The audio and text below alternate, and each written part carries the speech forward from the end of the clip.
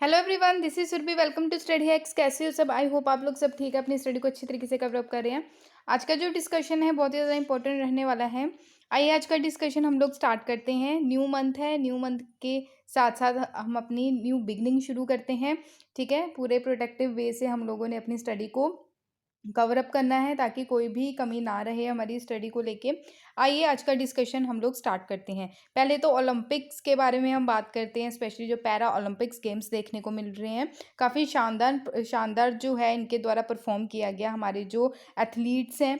ठीक है, तो हमारे जो इंडिया के एथलीट्स के द्वारा 10 जो है टोटल मेडल्स जीते गए हैं। ठीक है, तो 2 आपको यहाँ पे गोल्ड देखने को मिलेंगे, 5 सिल्वर, 3 ब्रॉन्ज और टोटल आपको 10 मेडल्स देखने को मिलेंगे। ठीक है, आज के प्रेजेंट टाइम में तो बहुत ही शानदार तरीके से इनके द्वारा परफॉर्म किया गया है। ठीक है, प्रेजेस करने के लायक जो हैं चीज़ें हैं। क्लियर? आइए आज का जो इम्पोर्टेंट इसके बारे में हम पढ़ लेते हैं। अवनी लेखेरा के द्वारा शूटिंग में जो है इनके द्वारा ये जीता गया मेडल। ठीक है, गोल्ड मेडल। सुमित अंटिल के द्वारा एथलीट्स यानी कि मेंस जेवलिन में जीता गया गोल्ड। भवीना पटेल के द्वारा टेबल टेनिस में सिल्वर जीता गया। निशात कुमार एथलीट जो मेंस हाई जंप में सिल्वर जीता गया। योगेश कुथिनिया, ठीक है, एथलीट हैं ये। ठीक है, मेंस डिस्कस थ्रो में इनके द्वारा सिल्वर जीता गया। वीरेंद्र जहाजरिया, ठीक है, तो जेवलिन थ्रो में इनके द्वारा सिल्वर जीता गया। सुंदर सिंह गुर्जार, तो जेवलिन थ्रो में इनके द्वारा ब्रॉन्ज जीता गया। तो काफ़ी ज़्यादा इंपॉर्टेंट है, आप लोगों को ये सारी चीज़ें याद रखनी है। तो बात कर लेते हैं हम जो भवीना बेन पटेल है इनके द्वारा टेबल टेनिस में जो है इनके द्वारा पहला सिल्वर मेडल जीता गया women single class 4 table tennis Tokyo para Olympic में। भवीना जो हसमुख भाई पटेल हैं, इंडियन पैरा एथलीट हैं, टेबल टेनिस प्लेयर कहाँ से है? मनसाना गुजरात से। तो इनके द्वारा सिल्वर मेडल जीता गया क्लास 4 टेबल टेनिस 2020 जो समर पैरा ओलंपिक्स देखने को मिले टोक्यो जापान में। तो काफ़ी ज़्यादा इनके द्वारा एफर्ट्स लगाए गए हैं, तो बहुत ही शानदार तरीके से इनके द्वारा परफॉर्मेंस की गई। तो हमारी कंट्री के लिए इनके द्वारा जो है गोल्ड लाए गए, मेडल्स लाए गए, तो काफ़ी ज़्यादा इम्पोर्टेंट हो जाता है हमारी कंट्री के लिए। ठीक है, तो आप लोगों ने ये याद रखना है। नेक्स्ट चलते हैं, फिट इंडिया मोबाइल ऐप। अभी हमने 29 अगस्त को एक डे सेलिब्रेट किया था, नेशनल स्पोर्ट्स डे। ठीक है, नेशनल स्पोर्ट्स डे जो है मेजर ध्यानचंद जी जो हैं जो हॉकी के बादशाह माने जाते हैं। ठीक है, तो उनके नाम पे नेशनल स्पोर्ट्स डे सेलिब्रेट किया जाता है हर साल 29 अगस्त को।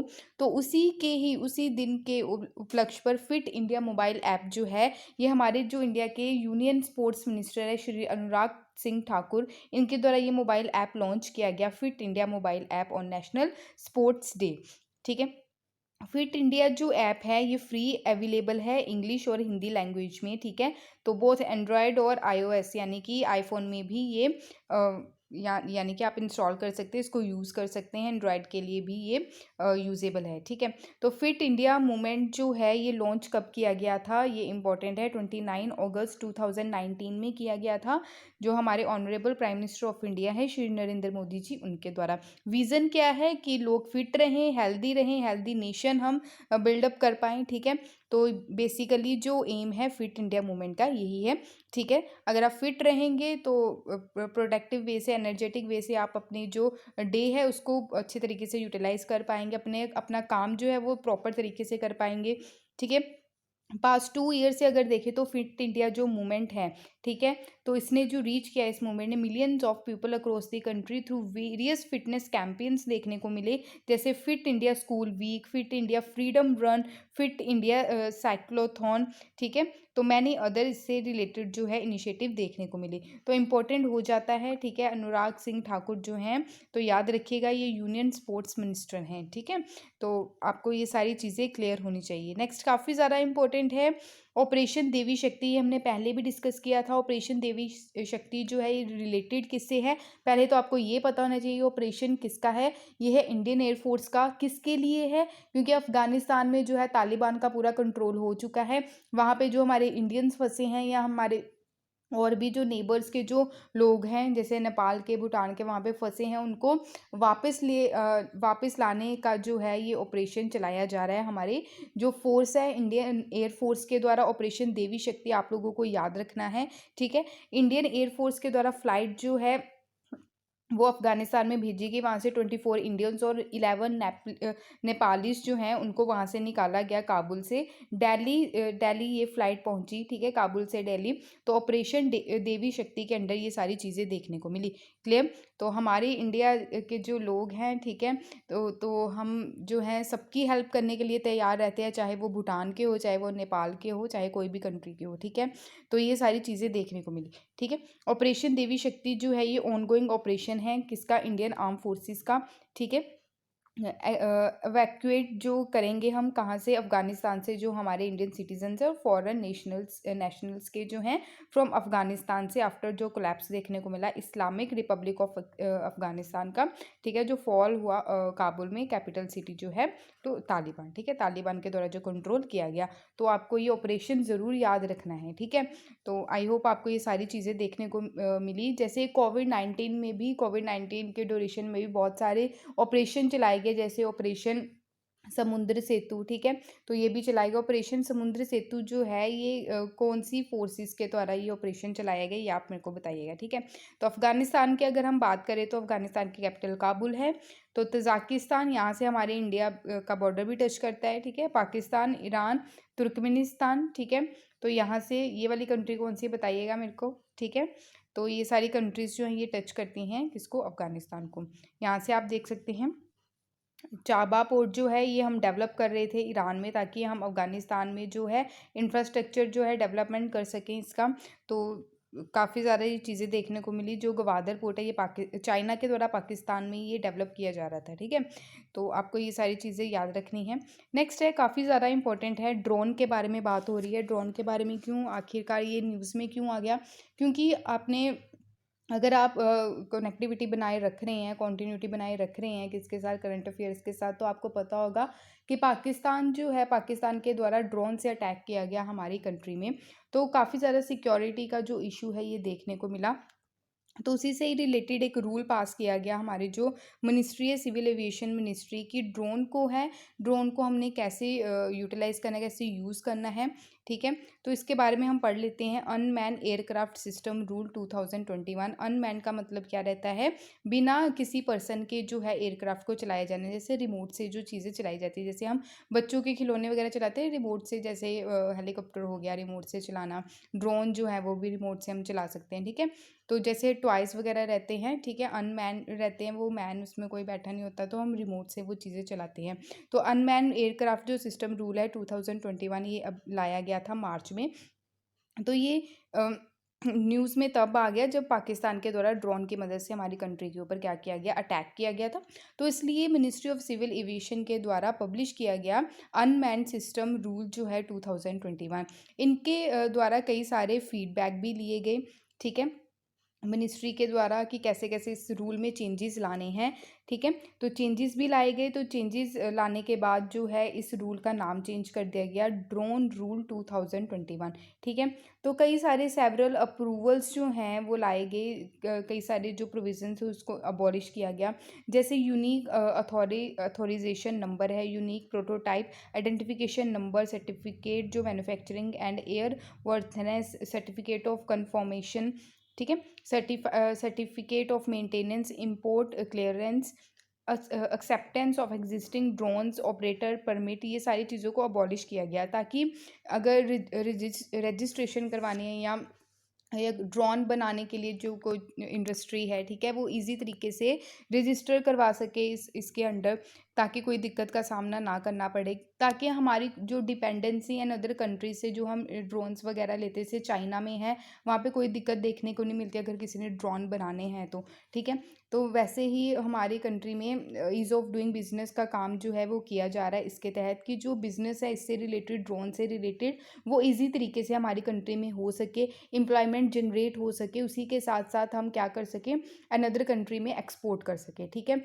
तो बेसिकली जो बिज़नेस है उसको कैसे ईज़ी तरीके से हमने अपनी कंट्री में करना है, इसलिए ये रूल लाया जा रहा है, ठीक है। जैसे फ्लड आ जाता है, अर्थक्वेक आ जाता है, तो कई सारे ऐसे एरियाज़ हैं जहाँ पे लोग नहीं जा सकते, जहाँ पे फ्लड आ जाता है, ठीक है। तो मॉनिटरिंग करने के लिए ड्रोन का हम यूज़ करते हैं, ठीक है। तो इसका ड्रोन का यूज़ जो है वो कई सारे फैक्टर्स में किया जा रहा है। जैसे मूवीज़ जब क्या करते हैं उसको डायरेक्ट करते हैं, ठीक है, रिकॉर्डिंग जो शूट किया जाता है, ठीक है, बेसिकली जो है जो शूटिंग की जाती है उसमें भी ड्रोन का आजकल यूज़ हो रहा है, ठीक है। मैरिजेस में जो है ड्रोन का यूज़ हो रहा है, आप देख सकते हैं, ठीक है। नंबर ऑफ जो है यानी कि नंबर ऑफ फॉर्म जो रहते हैं इससे रिलेटेड उसको रिड्यूस किया गया। पहले 25 थे, अब 5 टाइप्स के फॉर्म्स देखने को मिलेंगे, ठीक है। टाइप ऑफ जो फीस है, ठीक है, उसको रिड्यूस किया गया है 72 टू 4, ठीक है। पहले 72 थी, अब 4 है फ़ी। क्लियर? आई होप आपको ये सारी चीज़ें क्लियर हुई होंगी, प्लीज़ इसको याद रखिएगा। नेक्स्ट है, काफ़ी ज़्यादा इंपॉर्टेंट है, मोराल पुलिसिंग। मोराल पुलिसिंग का मतलब क्या रहता है, ये अभी न्यूज़ में क्यों है, पहले हम ये देख लेते हैं। अभी रिसेंटली ही 5 टीनेजर्स को अरेस्ट किया गया है पुलिस के द्वारा, क्योंकि पुलिस को शक है कि 23 ईयर ओल्ड जो मैन थे केरला के, उनके ऊपर इन 5 टीनेजर्स के द्वारा अटैक किया गया, ठीक है। तो ये जो अटैक है, ठीक है, तो one of the growing example है मोरल पुलिसिंग की हमारे इंडिया में। यानी पुलिस को आज के टाइम में जो लोग हैं वो किस नज़रिए से देख रहे हैं, पुलिस क्या काम कर रही है, क्या नहीं कर रही है, लोग पुलिस के पास जाने से डरते हैं, पर डर क्यों रहे हैं, ये सारी चीज़ें जो हैं ये यहाँ से निकल के आ रही हैं। कई पुलिस गलत तरीके से लोगों को उठाकर तो नहीं लेके जा रही, उठाकर लेके जाके जेल में तो नहीं डाल रही, ये सारी चीज़ें। तो ऐसी बहुत सी चीज़ें हैं जो ऐसी बहुत सी बातें हैं जो सामने निकल के आई। कहीं एफआईआर दर्ज जो करने से पुलिस मना तो नहीं कर रही, अगर कोई बच्चा किडनैप हो गया या कुछ भी हो गया तो अगर एफआईआर करवाने जाना है तो पुलिस मना कर देती है कई बार कि हाँ भाई इधर गया होगा बच्चा, आ जाएगा वगैरह वगैरह, ठीक है। तो एफआईआर दर्ज करने से मना तो नहीं कर रही है।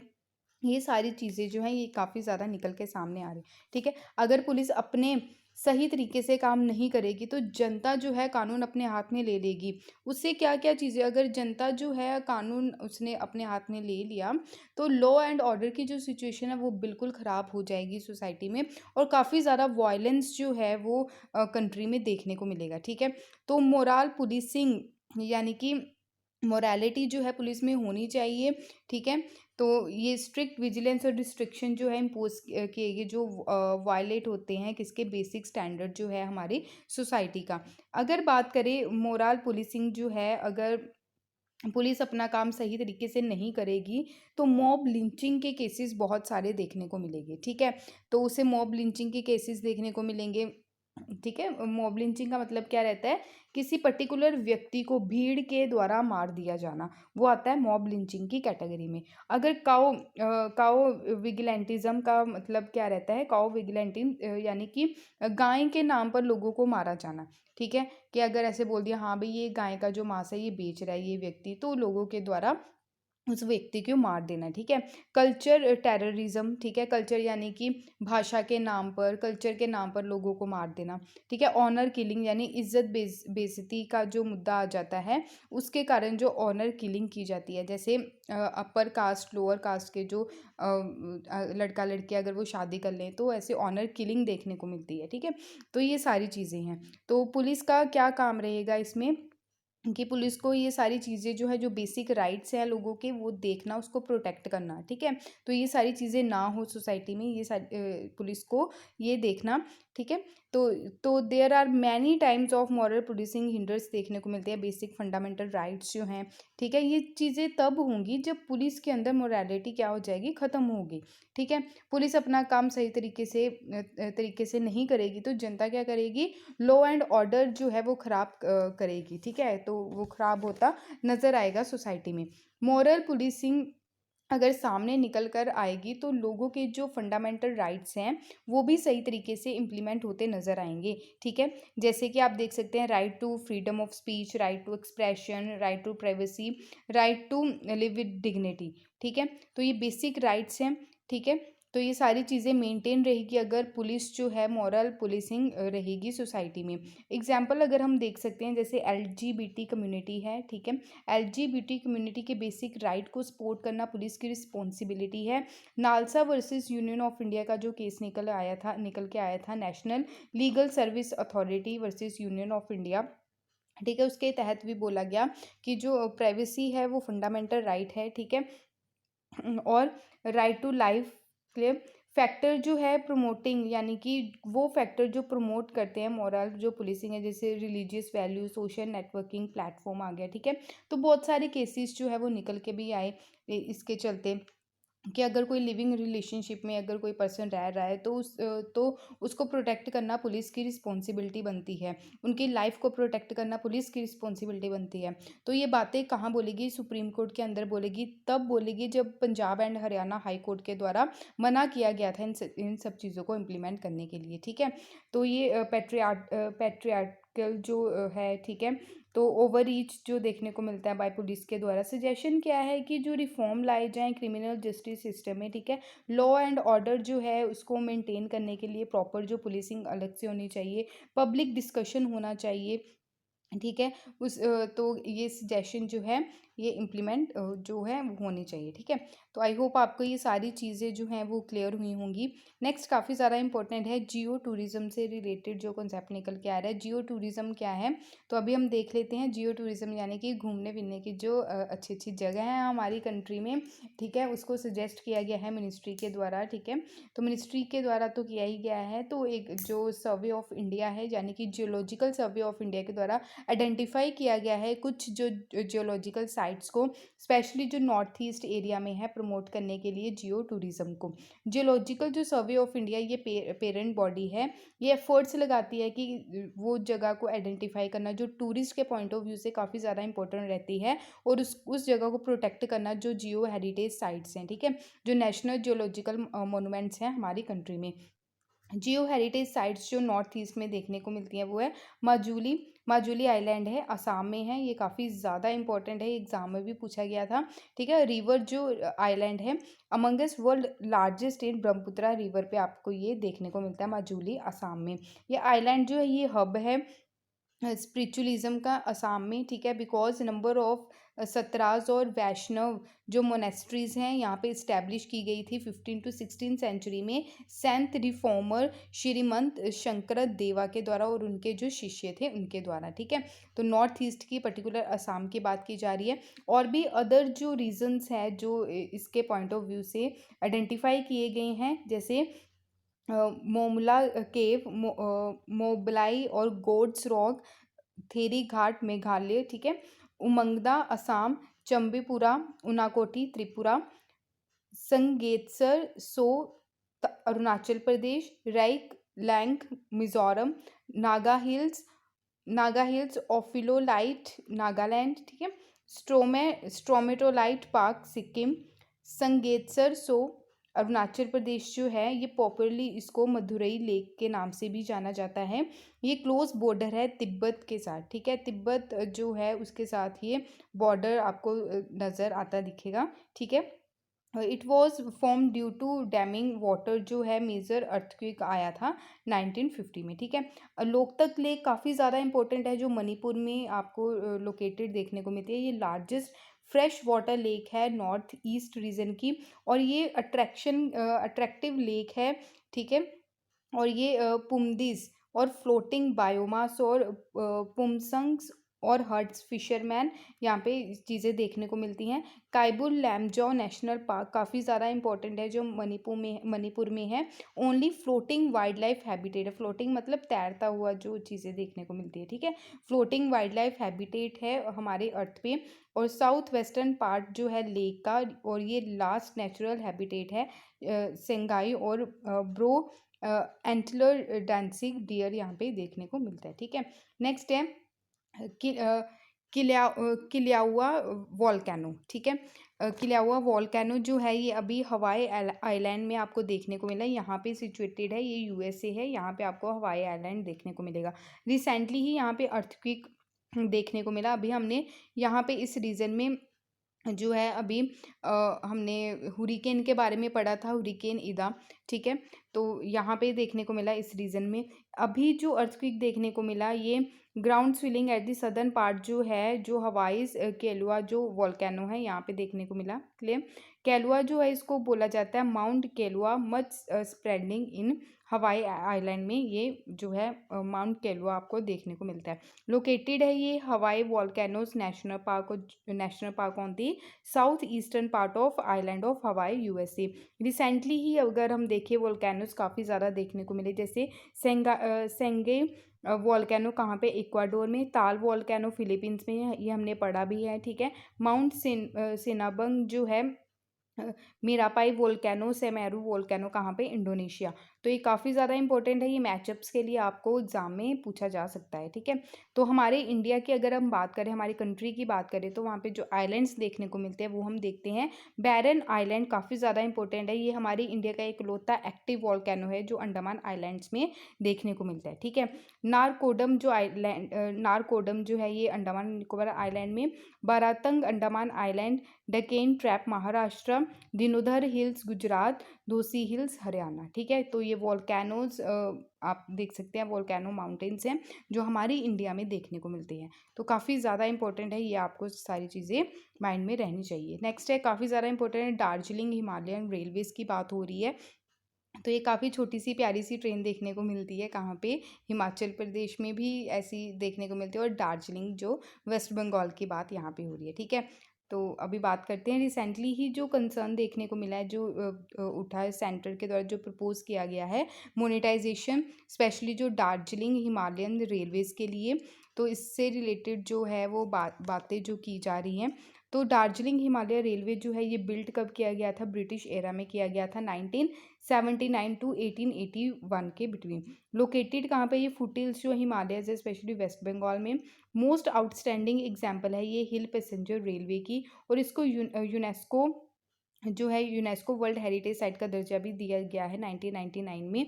अदर जो माउंटेन रेलवेज है डिक्लेयर किए गए हैं वर्ल्ड हेरिटेज साइट, वो हैं नीलगिरी माउंटेन रेलवे जो लोकेटेड है नीलगिरी हिल्स तमिलनाडु, सदर्न जो साउथ इंडिया में 2005 में। और इसके अलावा कालका शिमला रेलवे जो लोकेटेड है Himalayan foot hills Himachal Pradesh में, नॉर्थ वेस्ट इंडिया, 2008 में। तो ये काफ़ी ज़्यादा इंपॉर्टेंट है, तीन जो है ये आपको याद रखनी है, ठीक है। तो ये थे आज के इंपॉर्टेंट करंट अफेयर्स। अगर आपको डाउट है किसी भी आर्टिकल से रिलेटेड, तो आप प्लीज़ अपने डाउट्स को ज़रूर शेयर कीजिएगा। टेलीग्राम पे आपको पिछली जो पीडीएफ थी वो प्रोवाइड करवा दी है, प्लीज़ उसको जाके आप देख लीजिए। तो आप टेलीग्राम ज्वाइन कर सकते हैं पीडीएफ के लिए। इंस्टाग्राम पे भी आप मेरे को फॉलो कर सकते हैं। Thank you for watching my video. जय हिंद।